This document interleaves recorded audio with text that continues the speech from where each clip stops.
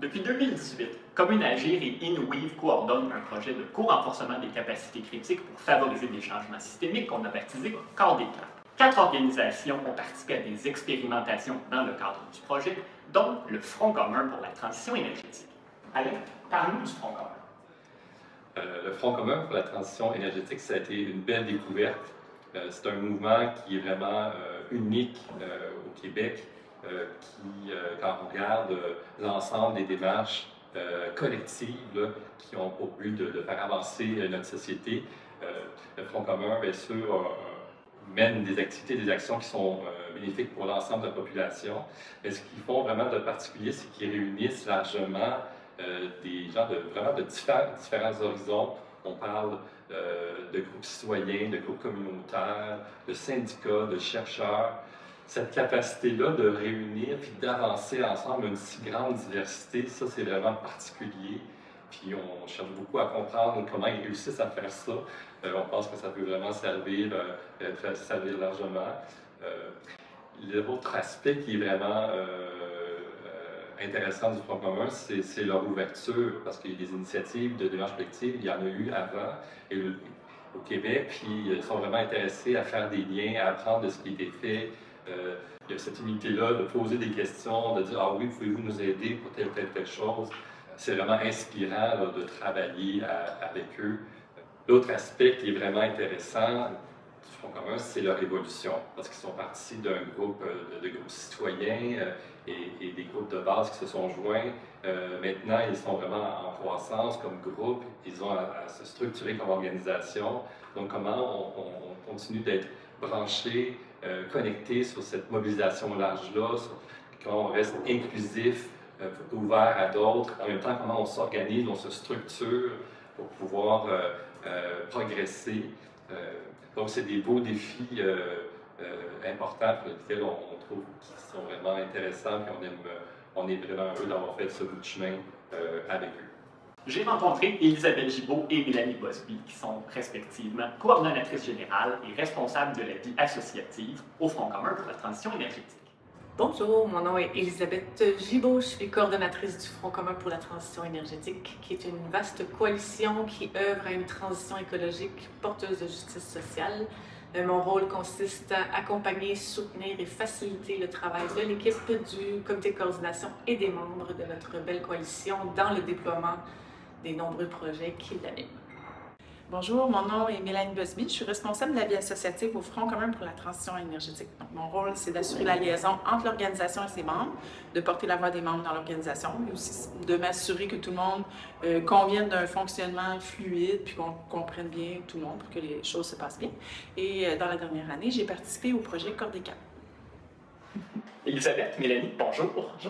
D'abord, on va commencer par le commencement. Qu'est-ce que c'est que le Front commun pour la transition énergétique? Le Front commun pour la transition énergétique, c'est une grande coalition qui est née en 2015 dans la foulée de la lutte contre Énergie Est. Elle est composée de 5 catégories membres de la société civile, donc groupes communautaires et autres groupes de la société civile, groupes syndicaux, groupes de jeunes, groupes citoyens et ONG environnementales. Donc, comme on peut le constater, on a une grande variété d'organisations membres qui proviennent de cultures organisationnelles très différentes, mais qui sont toutes animées par la volonté d'entreprendre une transition écologique porteuse de justice sociale. Bien, vous l'avez dit, le Front commun, c'est une grande tente. Comment convainc-on autant d'organisations de toute nature de faire cause commune?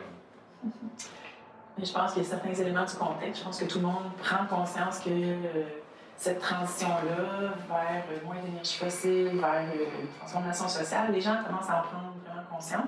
Il y a un appel, on est comme forcé de réfléchir à ça, les gens prennent conscience. Puis je dirais, bien, une chose qui a beaucoup amené d'organisation, c'est la rédaction de notre feuille de route pour la transition du Québec vers la carboneutralité. C'est un gros travail collectif de réflexion sur ce qu'il fallait faire pour cette transition-là. Donc ça a rallié plusieurs personnes, plusieurs organisations à ce moment-là. On va parler plus spécifiquement de ce projet de co-renforcement des capacités Corps des Cas. Avez-vous déjà touché à ces questions-là de renforcement des capacités ou c'était vraiment quelque chose de nouveau pour vous? Je pense qu'au moment de commencer le projet Corps des Quatre, on était dans des réflexions à plusieurs niveaux. La coalition prenait un nouveau virage, venait d'obtenir beaucoup de budget pour notamment mener le projet Collectivité Zen, donc un projet de développement territorial qui vise à mettre en œuvre notre feuille de route sur différents territoires du Québec, ce qui nous permettait de réfléchir à qu'est-ce qu'on voulait comme coalition pour les prochaines années. Quand moi je suis arrivée en poste, on m'a donné le mandat de développer une coalition qui soit en mode organisation apprenante et collaborative. Donc le projet Corps des Quatre arrivait à point à ce moment-là pour nous aider à mettre la chair autour de cet os-là. Qu'est-ce que ça voulait dire concrètement une coalition qui travaille sur ces bases-là? Comment on fait pour développer une coalition aussi? C'était un peu singulier comme processus, qu'une coalition s'ancre dans des projets de grande envergure comme Collectivité Zen, comme différents axes de travail dont on pourra parler tout à l'heure aussi, l'axe transversal avec les solidarités avec les premiers peuples, inclusivité, justice sociale. Donc on avait vraiment une coalition qui visait large, qui avait des projets ambitieux. Et là, on avait vraiment un besoin de renforcer certaines capacités ou de développer notre travail, notre disposition, notre facilité à travailler ensemble dans la durée. Et qu'est-ce qui spécifiquement là, vous a donné envie de plonger? On participe à ce projet-là, on va de l'avant. Il faut dire que le projet Comme d'étape est arrivé un peu à un moment, je dirais, presque de crise. Elisabeth l'a dit, on partait d'une organisation avec juste une personne à la permanence, une équipe qui augmentait, très peu de structures, très peu de choses formalisées. On était aussi à un moment charnière où on avait passé 2 ans à réfléchir à qu'est-ce qu'il fallait faire pour faire cette transition-là. On avait réfléchi à, c'était vraiment, on passait du mode de réflexion au mode, on passe à l'action. Puis, au moment de réfléchir à l'action, on a demandé à nos membres, qu'est-ce qu'on fait? Puis la réponse, ça ressemblait pas mal à des sens uniques qui vont dans toutes les directions. Donc, il y avait ce besoin-là de réfléchir à ce qu'on fait ensemble, à notre rôle en tant qu'acteur collectif. Puis, on avait besoin de structuration, de formaliser comment on fonctionnait. Le projet Corps4 ne pouvait pas mieux tomber à ce moment-là. Ça répondait vraiment à un grand besoin. Il y a toujours une recherche d'équilibre aussi entre souplesse. Une coalition, c'est un mouvement autoportant. On convainc personne de s'y joindre. On essaie de faciliter ou d'accompagner un travail qui veut se faire, qui fait en sorte que des organisations se réunissent spontanément autour d'un objectif. Puis il y a la volonté de structurer, mais pas trop. Il y a toujours un équilibre assez délicat à atteindre. Donc le projet Corps des Quatre venait à point nommé pour nous aider à définir qu'est-ce qui allait permettre cet équilibre-là, à la fois une souplesse dans la capacité à réagir et à agir collectivement, puis une structuration qui allait quand même faciliter un certain travail collectif aussi. Il y avait vraiment un équilibre à atteindre à ce moment-là. Au moment d'amorcer cette expérience-là, vous avez identifié 7 défis systémiques auxquels vous avez à faire face. Il y a donc beaucoup de terrain à couvrir. J'aimerais qu'on s'arrête sur quelques-unes des 7. La transition énergétique, ça touche tout le monde doit contribuer si on veut pouvoir avancer. Et vous avez un membership qui est très, très divers, qui est très large. Comment parvient-on à concilier autant de différents points de vue et des intérêts différents? C'est jamais facile. Hein? C'est jamais facile de travailler dans cette grande diversité-là. Je l'ai dit tout à l'heure, quand on a posé la question à nos membres, qu'est-ce qu'on fait ensemble, les réponses étaient vraiment multiples. Et je pense qu'on s'en est tiré il y a plusieurs clés pour s'en tirer.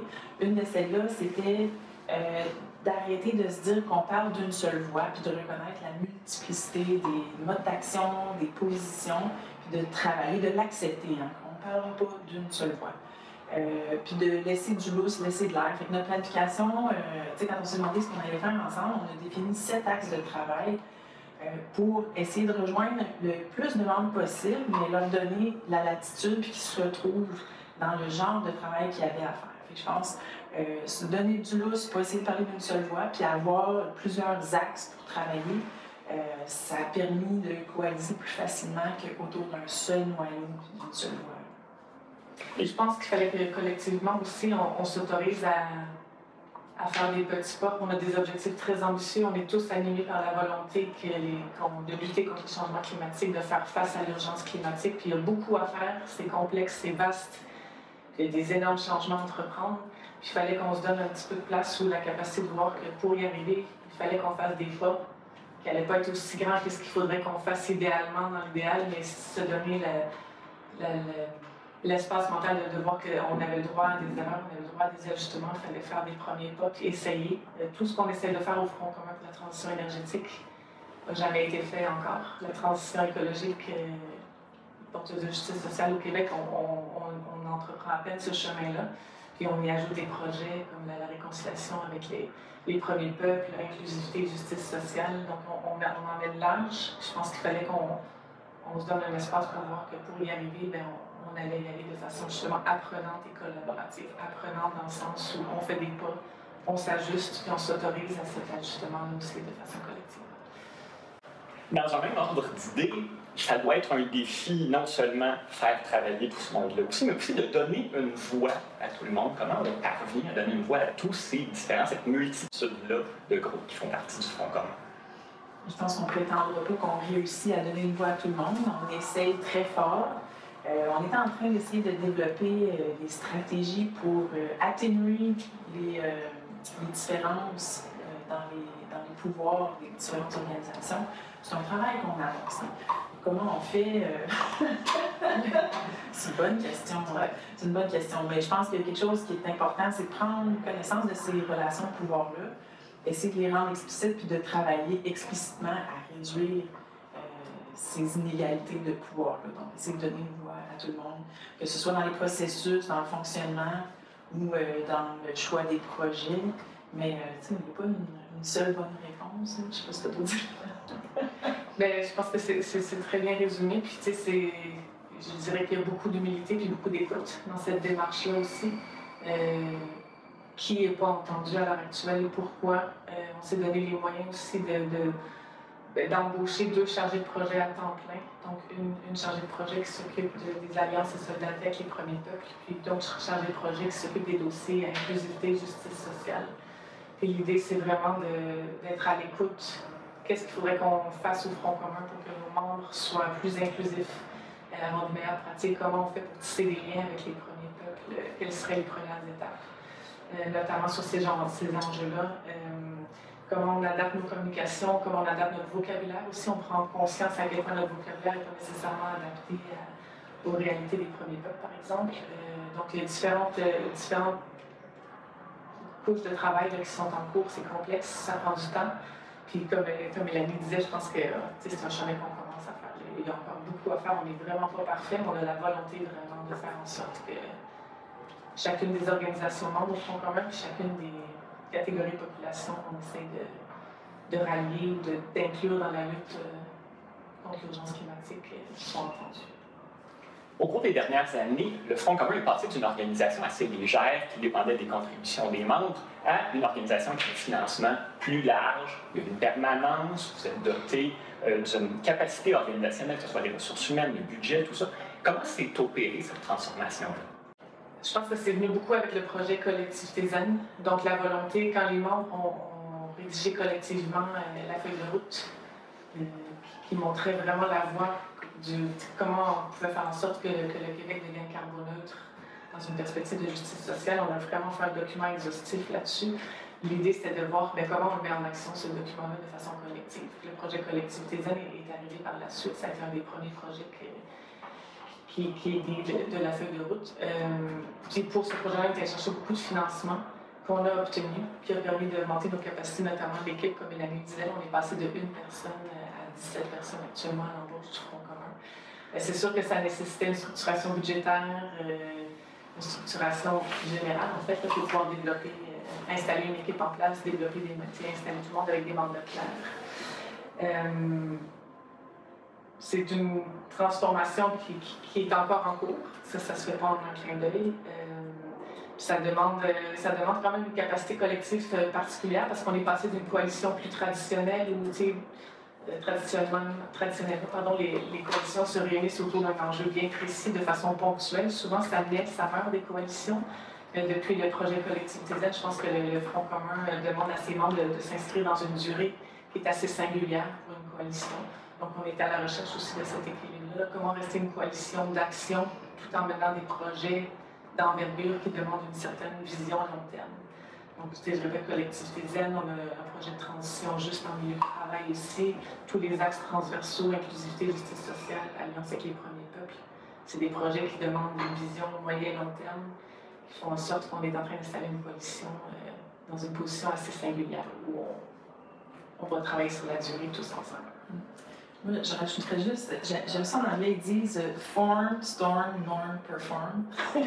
Donc, on est passé de ces étapes-là. On forme une organisation, on avance ensemble, puis il y a des moments de crise où on se pose beaucoup de questions, on n'est plus sûr de ce qu'on fait, on n'est plus sûr de comment on fonctionne. Après ça, on formalise, on a besoin de dialogue, on a besoin de discuter de ce qu'on est en train de faire, puis d'en convenir de comment on fonctionne. Fait qu'on a tout passé ces étapes-là avec pendant cette période-là. Puis après ça, on est capable d'être plus efficace. Moi, je trouve que ça résume bien les étapes qu'on a traversées. Et comment arrive-t-on à changer notre structure et à croître de pareille manière sans perdre de vue qui on est et ce qu'on veut accomplir?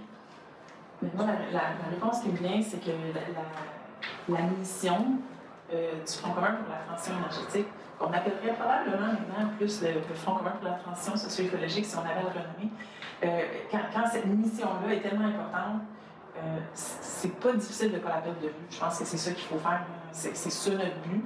Puis c'est toujours rester au centre de toutes nos démarches, de comment on arrive, comment on procède, comment on incarne, qu'est-ce qu'on essaie de faire.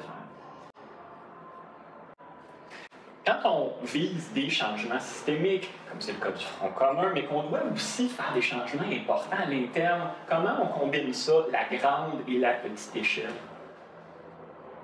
Je dirais que ce n'est pas un exercice aisé, puis on l'a traversé dans la dernière année et demie. C'est sûr que ça cause des frustrations parce que nos membres qui attendent de l'action, qui attendent qu'on soit sur le terrain pour agir sur l'urgence climatique, des fois, il peut y avoir des incompréhensions sur le fait que l'on est en structuration interne pour pouvoir accueillir les membres de l'équipe et installer une structure de travail qui fasse en sorte que justement les objectifs puissent être accomplis. Ça demande du temps. Le temps, on ne l'a pas. Tout le monde est en mode d'urgence climatique. Tout le monde est préoccupé par l'urgence climatique. Nous aussi, à l'interne. Donc, c'est sûr que ça entraîne des fois un climat de travail ou un climat de collaboration là, qui peut être un peu générateur de frustration. Mais avec la communication, collaboration, on traverse étape par étape. Quand on fait cheminer, justement, on vient de finir d'adopter notre planification stratégique qui fait en sorte que les membres ont collectivement été appelés à se prononcer sur les 7 axes de travail sur lesquels on veut travailler collectivement dans les prochaines années. Donc, on voit là, que, tranquillement, on a franchi des étapes importantes là, qui font en sorte que notre structuration interne va porter ses fruits à l'externe aussi, puis on pourra poursuivre le chemin ensemble.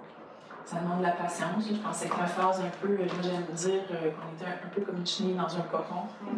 On avait besoin d'un petit temps d'incubation pour déployer nos ailes. Fait que ça demandait de la patience de la part de nous membres. J'espère qu'on va être capable de répondre à leurs attentes maintenant qu'on émerge du cocon. Vous l'avez mentionné plus tôt, vous faites une grande place aux peuples autochtones au sein du Front commun. Parlez-nous de cette démarche. Je pense que c'est une démarche très importante. C'est pas toujours facile non plus, beaucoup d'écoute. Le chemin n'est pas tracé, le chemin de la réconciliation avec les premiers peuples. Imani pourrait vous parler, notre collègue Imani qui est la chargée de projet en poste, pourrait nous parler là, de la difficulté de créer ces alliances-là ou de savoir par où commencer. Donc c'est un travail là, qui commence à prendre un élan et à porter quelques fruits aussi, mais on est encore au début. Là. Puis, je parlais plutôt du vocabulaire. Je pense qu'on a été beaucoup sensibilisés dans la dernière année au fait que la perception du territoire par les allochtones, donc les Blancs du Québec, est très différente de celle des peuples autochtones. On a tout intérêt justement à mieux comprendre comment les territoires sont perçus pour alimenter notre lutte pour une transition socio-écologique. Donc, il y a un enrichissement mutuel qui est en train de se faire. Et puis un ancrage aussi de nos luttes qui sont en train de se faire, qui je pense qu'ils vont être très, très fructueux pour la suite. Moi, je pense que c'est le fun d'expliquer pourquoi cette alliance-là avec les peuples autochtones. Il y a quand même des études qui montrent que les endroits où il y a plus de biodiversité sur la Terre sont des endroits protégés, sur lesquels il y a des peuples autochtones. On peut se dire que c'est souvent des régions éloignées, mais je pense que dans leur vision, leur approche, une espèce de vision de la vie, ils ont une approche beaucoup plus holistique et beaucoup plus intégrée des différentes c'est comme le territoire, la culture, l'environnement. Pour eux, c'est toute une seule et même chose. Ils ont vraiment une approche plus globale. Je pense qu'on a vraiment à apprendre de ces personnes-là. Puis une autre chose aussi, c'est vu qu'ils occupent le territoire, souvent des grands territoires un peu plus éloignés, ils sont souvent à l'avant-plan quand il y a des compagnies extractives qui viennent exploiter la forêt, exploiter des mines, qui vont faire quand même des dommages importants. Ils vont souvent être sur la ligne, sur le front, pour protéger le territoire contre des sévices un peu de cet ordre-là. Je pense qu'il y a quand même un grand intérêt à collaborer puis à apprendre, travailler ensemble, puis les soutenir aussi. Savoir inclure est tout au haut de la liste des capacités critiques qui est au centre du projet de renforcement des capacités auxquelles vous avez participé et je pense aussi que c'est une valeur très, très importante pour votre organisation. Qu'est-ce que vous avez tiré du projet quant à la capacité d'inclure? Peut-être une compréhension que c'est un travail qui doit se faire en profondeur. Dans les documents de Cordécap, on voit que c'est une capacité, par exemple, mettre en place des espaces, du temps, des dispositifs, des règles de discussion qui favorisent la pleine participation. On a franchi plusieurs étapes en ce sens-là dans la dernière année. On se met en place un code de vie pour favoriser des échanges respectueux. On est en train de travailler sur un guide de pratiques solidaires. Donc, comment on fait en sorte que chacune des personnes qui participent à nos rencontres ait le sentiment de pouvoir participer à son plein potentiel, que les droits de parole de tous et toutes sont respectés, comment on fait pour avoir un langage inclusif aussi. On travaille à plusieurs niveaux sur tous ces aspects-là d'inclusivité. On vient d'adopter un guide pour le langage épicène. Donc, il y a vraiment plusieurs axes de travail qui peuvent être faits pour incarner le savoir inclure.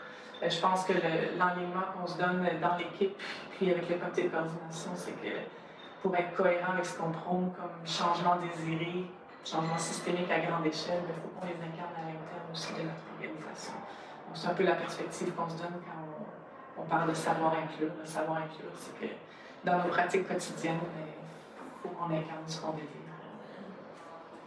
Je rajouterais juste que je vois au travers de toutes les questions, dans tous les sujets dont on discute, et puis notamment celui-là, un mot-clé, c'est le temps. On essaie de faire des changements profonds, on travaille avec la complexité, on essaie d'inclure, on a besoin de dialogue, on essaie d'avoir un fonctionnement démocratique. Et le temps, c'est vraiment un déterminant pour réussir ça. Puis c'est pas toujours facile. On sait que des fois, les calendriers politiques ou de l'actualité nous amènent dans la rapidité de réaction, tout ça. Fait que c'est un défi. Mais je pense qu'il faut apprendre à ralentir, apprendre le temps. C'est un défi. Maintenant, ce projet, Cordécap, il a pris quelle forme concrètement pour votre organisation? On a fait une série de 8 expérimentations, c'était le terme qui était employé dans le cadre du projet, donc des expérimentations qui réunissaient les membres de notre comité de coordination puis quelques membres de l'équipe. Le comité de coordination au Front commun est composé de représentants de chacune des catégories membres de la coalition. Donc, on s'est soumis à l'exercice de faire des expérimentations où, avec l'aide de personnes consultantes, on essayait de réfléchir concrètement à la prise de décision au Front commun en contexte de changement systémique et de complexité. Donc, comment on fait dans notre structure qui est en croissance rapide, on a beaucoup de projets en branle, on a la volonté d'agir sur l'urgence climatique de façon rapide, mais comme Mélanie disait, on est tous en train de mettre en branle des projets qui demandent du temps et une capacité de mener un travail en profondeur. Donc, comment on fait pour prendre des décisions dans ce contexte-là? C'était l'objectif des expérimentations. Oui, j'ai l'impression qu'avant le projet Cordécap, on était dans une situation où toutes ces choses-là, c'était un peu une pelote de laine qu'on n'arrivait pas à démêler. Donc, ça nous a permis de tranquillement déballer, de réfléchir. Ça a été un peu pénible au début, là, quand il y a les nœuds. C'est difficile de voir par où commencer, trouver le petit bout qui dépasse. Puis tranquillement, on est arrivé dans ces étapes-là, toutes ces choses-là. Puis ça prenait du temps de dialogue aussi pour convenir de comment on allait prendre une décision, puis comment toutes ces choses-là, cette complexité-là, l'inclusion allait être prise en compte dans notre façon de fonctionner. En cours de projet, vous allez procéder à un diagnostic organisationnel et à une planification stratégique. Les gens qui écoutent ça de l'extérieur, ça demande probablement quelques petites explications. Mais concrètement, ça veut dire quoi? On a la chance au Front commun d'être entouré de personnes avec des compétences assez variées et exceptionnelles. qui apportent vraiment leur contribution pour nous faire avancer dans les travaux, nous faire comprendre certains enjeux. Puis en l'occurrence, là, on a eu du soutien pour faire une planification stratégique, pour essayer de déterminer, vraiment nous aider. Tu sais, quand Mélanie parle de la clotte de laine, puis du fait que les membres arrivaient au Front commun, mais avaient toutes sortes de volontés de travail collectif. Il fallait qu'on arrive à déterminer c'est quoi le travail qu'on va faire ensemble, qu'est-ce que le Front commun, c'est quoi son rôle au Front commun, précisément. Est-ce que vous voulez qu'on fasse plus de mobilisation, plus de représentation, plus de concertation? Donc la planification stratégique nous a permis un peu de cerner un peu le rôle du Front commun et les différentes étapes de franchie. Puis on a déterminé vraiment maintenant 7 axes de travail, ce qui permet de clarifier un peu ce sur quoi on va collectivement œuvrer au sein du Front commun, en parallèle de toutes les autres organisations qui travaillent actuellement au Québec à la transition socio-écologique. Puis le diagnostic organisationnel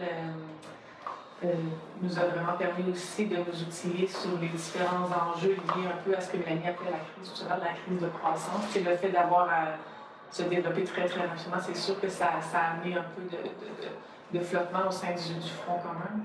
Une coalition qui se structure déjà, c'est assez inusité d'avoir une permanence comme ça. Donc le diagnostic est de mettre le bas sur des enjeux, puis des outils ou des recommandations pour permettre de, tranquillement, pas vite, dénouer les nœuds puis arriver à faire le travail collectif qui était attendu de tout ça. Une des capacités critiques qui a été mise en lumière pendant le projet, c'est dialoguer dans un contexte de complexité. Ça me semble s'appliquer parfaitement à ce que vous faites. Pourquoi c'est important pour vous de travailler sur des processus décisionnels? Mais parce que, on l'a mis tout à l'heure, hein, la vie d'une organisation, on la forme, il y a des tensions, on formalise, puis après ça, on peut aller dans l'action puis être plus efficace. Ce processus-là est un peu obligé. Puis c'est ça qui va réduire les tensions puis les conflits. Quand on a parlé de diagnostic organisationnel, il s'agissait de regarder un peu dans quel état on se trouvait, quels étaient les problèmes, quelles étaient des actions à mettre en place pour mieux fonctionner. Puis une des choses qui était identifiée, c'était qu'il y avait beaucoup de tensions, puis qu'il y avait un peu de clarté sur le fonctionnement. Puis ça amenait des tensions. Fait que de formaliser comment, ça ne veut pas dire d'être rigide, puis d'être toujours by the book, mais au moins de se dire entre nous comment on souhaite fonctionner pour soutenir notre fonctionnement puis atteindre nos objectifs. Bien, ça diminue beaucoup les conflits et les tensions. Fait que c'est juste ça l'objectif. Je pense que c'est nécessaire. Bien, c'est nécessaire. C'est facilitant en tout cas. Vous avez utilisé un cadre organisationnel participatif. Dites-nous un peu c'est quoi les défis, les enjeux que ça implique. Mais la participation, ça demande du temps, encore une fois. Fait que on est beaucoup dans la co-création. On a parlé de co-renforcement des capacités. On essaie de co-construire, avec la feuille de route, on a co-construit une vision de la transition. Je pense que c'est important, puis c'est au cœur de ce que c'est la transition. On est des petites bébites résistantes au changement. Puis une des façons de surmonter notre tendance naturelle à vouloir s'accrocher à la situation actuelle, c'est de participer, de s'approprier les enjeux, de discuter, de se faire une idée. Puis là, bien, quand on a participé aux solutions, on est plus enclin à y adhérer. Je pense que si on veut proposer quelque chose à l'échelle de la société, bien, on a besoin de tester nos idées, on a besoin de les co-construire ensemble, on a besoin de les porter ensemble et de les faire rayonner. Je pense qu'on n'a pas d'autre choix que de travailler de cette façon-là, de façon participative. C'est vraiment nécessaire à la transition, je pense. Vous avez aussi expérimenté une prise de décision par consentement. Pouvez-vous nous dire comment ça s'est déroulé et quelle forme ça prend concrètement? Bien, je pense que dans le cadre des expérimentations qu'on a faites pendant le projet Cordéca, on se rendait compte que les façons de prendre des décisions sont importantes. Le sentiment d'avancer vient beaucoup avec le fait que nos rencontres portent fruit et nous donnent le sentiment qu'on a franchi des étapes. Et là, on était un peu dans une impasse sur comment faire en sorte que chacun se sente entendu, puisse participer. On est une coalition. C'est au cœur de l'ADN d'une coalition, que ce soit que chacune des catégories membres ait sa voix au chapitre. Mais au-delà de ça, comment on fait en sorte qu'une fois qu'on est entendu, il y a des décisions qui se prennent, il y a des étapes qui peuvent se franchir. Donc, on a expérimenté, on a exploré un peu quels autres modes de prise de décision on pouvait faire. Est-ce qu'on était toujours obligé de viser le consensus à tout prix, ce qui est le réflexe naturel d'une coalition? Consensus, puis en avance, mais des fois, le consensus, ça peut paralyser l'action aussi. On a soif d'action, tout le monde. Donc, la prise de décision par consentement, elle nous a été présentée, on l'a mise en œuvre un petit peu dans le cadre de nos rencontres, puis on s'est rendu compte que pour certaines décisions, puis là, on a fait un travail de départager quelles décisions doivent être prises par consensus, puis quelles décisions peuvent nous permettre de cheminer plus rapidement en mode de prise de décision par consentement. Puis à la base de la prise de décision par consentement, il y avait une prise de conscience aussi de se donner le droit de est-ce que ça c'est assez bon pour être essayé? C'est pas parfait. On ne visera pas la perfection. On visait la perfection des fois, tu sais, on va se paralyser ou ça va nous ralentir trop dans le processus de prise de décision. Est-ce que c'est assez bon pour essayer? Est-ce que quelqu'un ou une organisation autour de la table a une objection majeure à ce qu'on procède avec tel processus, telle politique ou telle décision? Ça nous a permis de franchir des pas plus rapidement parce que ça a donné une latitude aux organisations autour de la table pour dire OK, non, je n'ai pas d'objection majeure, essayons, puis on réajustera aux besoins. Il n'y a pas d'incidence pour une organisation qui fonctionne que je ne peux pas procéder avec telle proposition. Donc, ça a permis des déblocages. On est encore en train de l'expérimenter. C'est loin d'être parfait ou c'est loin d'être fluide encore dans nos rencontres. Puis, on a de multiples rencontres au Front commun. Il y a des tables, il y a des comités qui travaillent, il y a le comité de coordination, on a des assemblées générales, on a les collectivités zen aussi qui ont aussi des comités de coordination à l'échelle territoriale sur le territoire du Québec.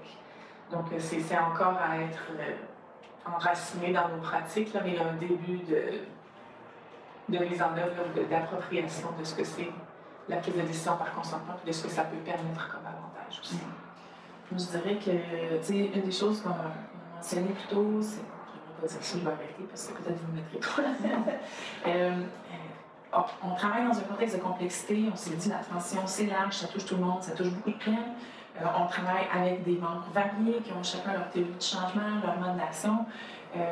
Puis pendant longtemps, on essayait de parler d'une seule et même voix. C'était difficile, on essayait d'attacher tout. Puis quand on est dans une idée de consensus, mais on regarde toutes les virgules, je ne suis pas toujours confortable avec certains aspects, puis c'est inhérent, de façon inhérente, difficile dans un contexte de complexité et de diversité. Donc le mode de décision par consentement, ce qui permet, c'est de dire est-ce que je peux vivre avec ça? Est-ce que je peux lâcher prise sur des virgules? Puis nous, d'un même côté aussi, on a appris à soumettre moins de tous les détails d'un projet, d'aller à l'essentiel. Est-ce qu'on s'entend sur l'essentiel? Est-ce que je peux vivre avec ça? Est-ce que je peux, comme Elisabeth disait, est-ce que c'est assez bon pour maintenant? Est-ce que c'est assez sécuritaire pour l'essayer? Puis on pourra bonifier dans le futur, on pourra s'améliorer, mais il faut commencer à quelque part. Est-ce que pour maintenant, c'est correct? Est-ce que je peux lâcher prise? Puis c'est ça que ça permet par rapport à la situation avant, on essaie d'avoir un consensus, d'être tout le monde d'accord, d'attacher beaucoup de choses dans des décisions. C'était vraiment difficile. Donc ça donne un peu d'air. Je pense que ça fait partie de ce qu'on a appris dans la dernière année, se donner un peu d'air, un peu plus, notamment dans les décisions. Le Front commun, de par sa nature, doit composer avec un enjeu de double redevabilité que n'ont pas d'autres organismes. Si vous pouviez nous expliquer de quoi il s'agit et comment on surmonte les défis que ça pose. Oui, bien, je pense que une coalition, ce n'est pas une organisation comme une autre. Ça, c'est une réalité avec laquelle on doit composer au Front commun. Donc, l'enjeu de double redevabilité, c'est vraiment inhérent au fait qu'on est une coalition de Front commun. Une coalition, c'est vraiment une organisation en soi. On ne peut pas composer avec une coalition comme on peut composer dans une autre organisation, notamment au sein d'un CA. Nous, notre CA, c'est notre comité de coordination. Et l'expérimentation Cordécap nous a vraiment permis de prendre conscience du fait que chaque organisation qui participe aux instances du Front commun pour la transition énergétique sont d'abord redevables à leur organisation d'attache, doivent aller chercher des mandats auprès de leur organisation d'attache. Ça amène une complexité dans les discussions, ça amène une différence aussi dans la capacité de réagir rapidement à certains enjeux, à certaines décisions qui doivent être prises. La façon d'aller chercher un mandat n'est pas la même, par exemple, dans une organisation syndicale que dans un groupe citoyen. Il y a une capacité de réaction qui est beaucoup plus rapide d'un côté que de l'autre. Ce n'est qu'un exemple, mais c'est vraiment une réalité avec laquelle on doit composer au Front commun quand on doit prendre des décisions. Donc l'enjeu de double redevabilité. Je pense que c'est quelque chose à quoi il faut s'habituer, parce qu'on l'a dit, on a beaucoup besoin de travailler ensemble, de co-construire pour la transition. Ça amène du travail collaboratif à plusieurs niveaux. Par exemple, notre projet Collectivité Zen, Zen, c'est pour zéro émission nette. C'est des projets territoriaux sur lesquels on rassemble des acteurs. C'est un peu des mini-fronts communs pour la transition énergétique. Là, il y a comme des défis d'arrimage. Il y a Ces collectivités-là ont elles-mêmes des partenaires qui ont des mandats, des missions d'organisation. Les collectivités travaillent avec le Front commun, qui travaillent avec d'autres partenaires. Donc, tu sais, je pense que c'est quelque chose qu'on va être amené de plus en plus à être obligé de gérer. Là. Donc, une redevabilité à plusieurs niveaux à cause de plusieurs partenaires. On travaille dans cette complexité-là en écosystème. Tu sais, ça touche la capacité de travailler en écosystème, je pense. Vos expérimentations à l'intérieur du projet ont aidé à clarifier le rôle de différentes instances au sein du Front commun. Décrivez-nous brièvement comment s'est fait ce travail-là. Ça s'est passé beaucoup avec le projet Corps des Cap. Comme je le disais tout à l'heure, je vais te dire ça. Ça s'est passé beaucoup avec le projet Corps des Cap, où on s'est demandé comment on allait fonctionner. On était pris un peu dans cette pelote de laine-là où on ne sait pas par où commencer au début. La première question qui est venue, c'est comment on prend les décisions, quels sont les types de décisions. Puis là, on se rendait compte que, vu qu'on passait d'une équipe qui travaillait beaucoup avec le CA, le comité de coordination, donc une personne chargée de projet avec tous ces gens-là, ce CA-là avait l'habitude d'avoir les mains dans la pâte. Quand on devient une plus grande organisation, le CA, son rôle se modifie un peu, il doit avoir. Il y en a qui disent il y a les deux pieds dans la cuisine, mais les mains dans les poches. Ou bien, si on veut, il doit avoir le tableau de bord pour veiller à la réalisation de la mission puis au bon fonctionnement de l'organisation, puis avoir les mains moins dans la porte. Donc, il fallait déléguer ce rôle-là tranquillement à l'équipe. On avait un petit peu de difficulté. On s'est posé la question c'est quoi les types de décisions qui se prennent, puis c'est qui doit prendre les décisions. Puis c'est vraiment intéressant parce qu'au début, toutes les validations de décisions, on disait, ben oui, il faut que ça passe par le COCO. Il a fallu décliner, ah oui, c'est vrai que les décisions de communication, ça peut passer par le COCO ou le CA, mais quelle partie des décisions sont importantes? On a dit, ben, tu sais, c'est quand c'est au niveau stratégique. Fait que la question clé, je pense, qui nous a permis de résoudre comment ça allait fonctionner, c'est qu'est-ce qui est de nature stratégique, puis comment on fait cheminer une décision stratégique. Fait que là, ça nous a permis de dire, ben, quand c'est pas de nature stratégique, l'équipe peut s'en occuper. On a déterminé des grandes orientations avec les membres, on a déterminé un peu des stratégies, des grands plans. Ça a été approuvé par le COCO qui veille au bon fonctionnement de l'organisation. À ce moment-là, l'équipe peut s'approprier comment on le fait, c'est quoi les actions, les prochaines actions à poser. Donc, c'est pas, on n'a pas réinventé la roue, mais ça a été vraiment une question super importante. Qu'est-ce qui est de nature stratégique, puis c'est ça qui concerne le COCO. Donc, c'est là, dans cette instance-là, où il y a tous les types de membres qui sont représentés, puis qui ont un certain recul sur tous les projets, que les décisions de nature stratégique se prennent. C'est là qu'on détermine, est-ce qu'on a besoin de consulter davantage les membres? Est-ce qu'on a besoin de se poser des questions sur l'inclusion, tout ça? Ça concerne le CA. Puis l'équipe, ça lui a permis de prendre un peu d'air aussi, puis de développer ses capacités, puis prendre sa place dans l'organisation. Un des legs du projet pour le Front commun pour la transition énergétique, c'est une page web qui traite de la richesse du travail en coalition. Décrivez-nous un peu de quoi il s'agit. La volonté, c'était de ne pas s'attarder seulement sur les défis du travail collaboratif ou de la prise de décision au sein d'une organisation comme une coalition. On voulait prendre un moment, se donner les moyens de réfléchir aussi aux atouts, aux forces. C'est pas pour rien que se créent des coalitions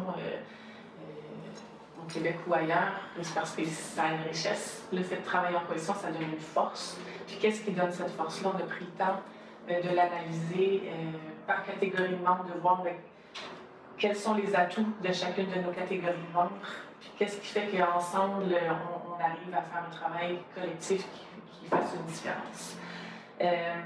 On a réfléchi à cette page web-là, on cherchait une image qui puisse transmettre cette force-là d'un travail collectif. On est arrivé avec l'image du tricot. Donc, chacune des organisations, des catégories d'organisations au Front commun arrive avec une couleur de laine. Et puis, on tricote ensemble. Donc, l'idée, c'est pas de faire une seule couleur. Donc, on ne fera pas un chandail d'une seule couleur. Chacune des couleurs s'allie pour faire ensemble un vêtement quelconque ou une œuvre quelconque pour la transition socio-écologique.